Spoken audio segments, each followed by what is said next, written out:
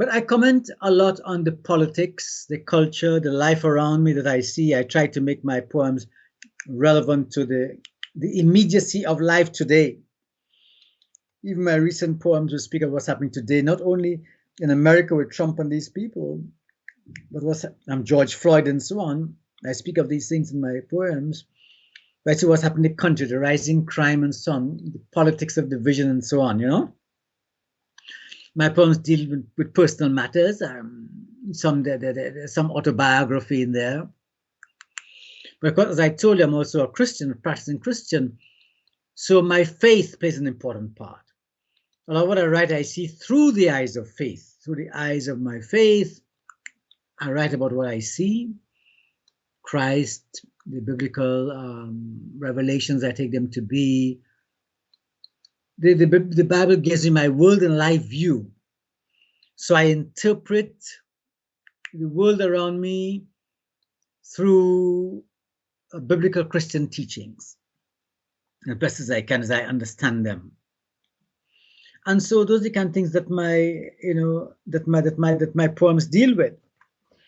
Let me read you something from my new book, Belmont Portfolio, and it'll give you a sense of things, of what I've just been talking about.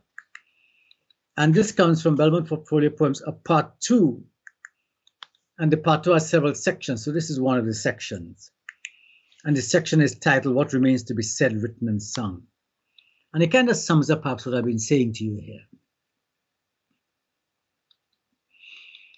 And I dedicate this section actually to George Lamming, the Barbadian writer who just died earlier this year.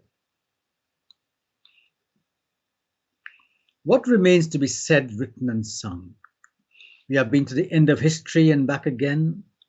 We have returned from cities of perfection, come again to narrow lanes of Belmont, sat in the King's Halls of Cambridge, re-entered Marchand, walked with laureates in Boston, Stockholm, Castries, climbed hills of shanties above Fort-de-France, swam in Skeets Bay, drank over late-night fish on Baxter's Road, Bridgetown, laughed with reggae stars and Kaiser kings, strolled pagodas in Tokyo, temples in Kyoto, and prayed in simple pews of village churches.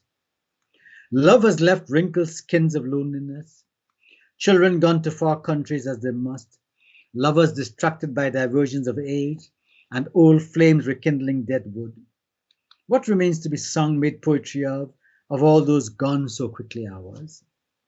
All of it, I guess, that voyage of a life, if you are brave enough to find metaphors of the metaphysical in it, in all the messy stuff, the sacred and sacramental, in certain failures, in bird call insisting, pup saying something to a goat in the yard, compa music coming up the hill, child shrieking somewhere in a house, and so on, all of it there in your present timeline, in your hearing now threading that life and its inebriated days, your weary hunger for affection, for affirmation, the shifty-eyed hope of faith, of redemption, years inevitably winding in their spiral to that moment of the epilogue of your biography.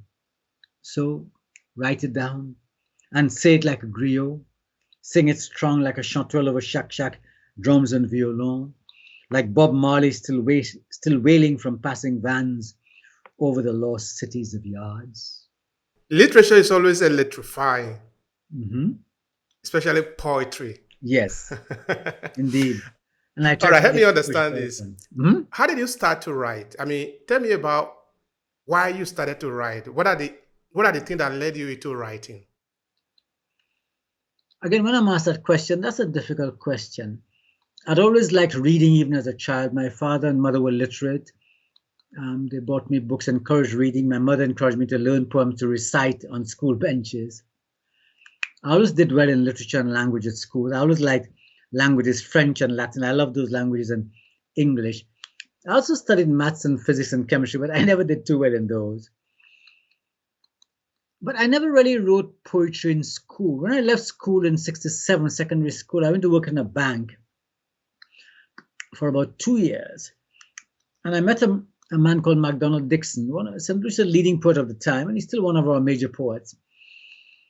And he was a friend of the Walcott brothers, Derek and Roderick Walcott, and their Arts Guild Theatre group.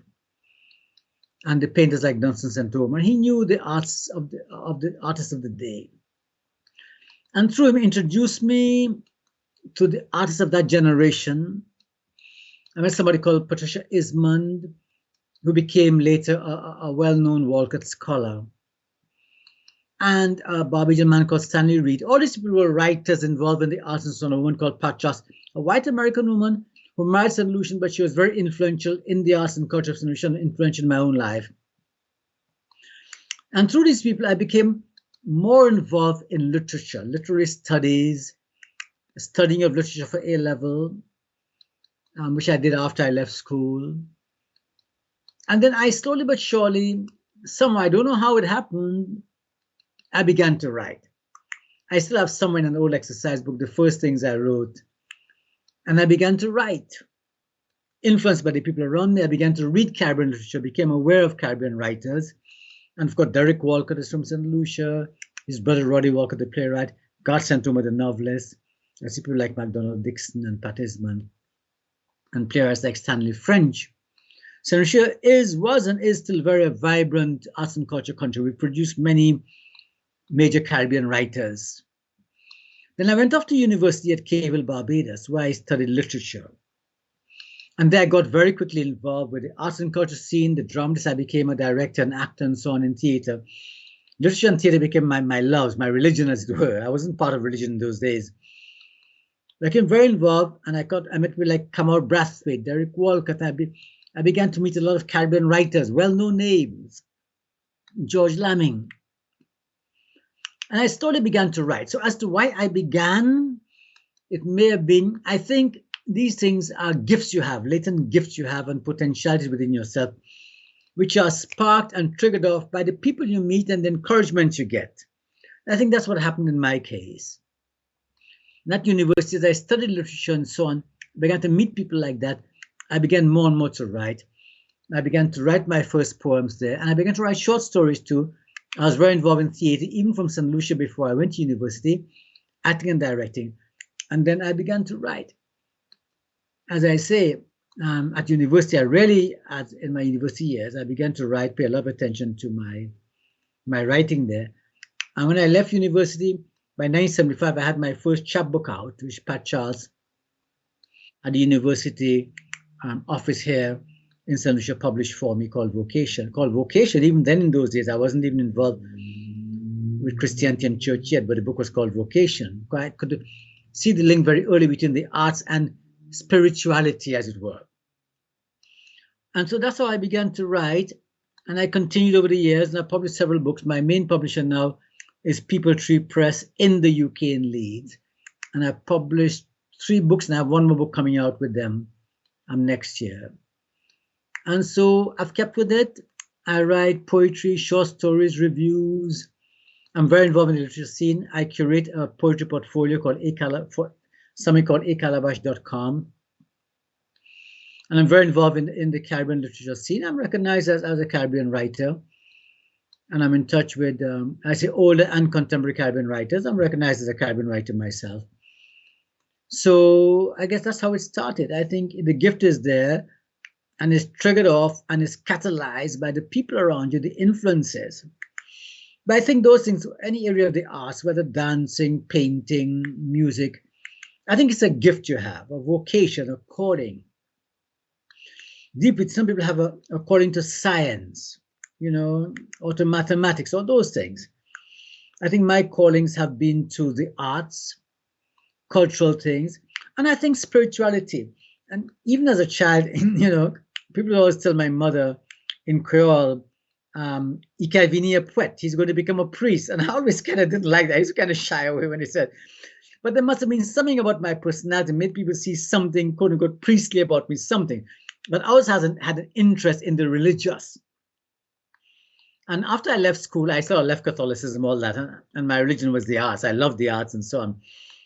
And I was a man of the world. I loved the things of, well, especially the arts and culture and media and so on,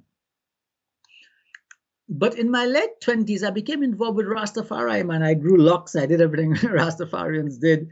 I really enjoyed Rastafari. Because again, Obehi, Rastafari after Black Power and going back to the 30s and 40s, the days of Marcus Garvey, the Rastafari movement out of Jamaica was the first movement of my generation that called us as African diaspora people back to Africa, to recognize our African roots, our African heritage,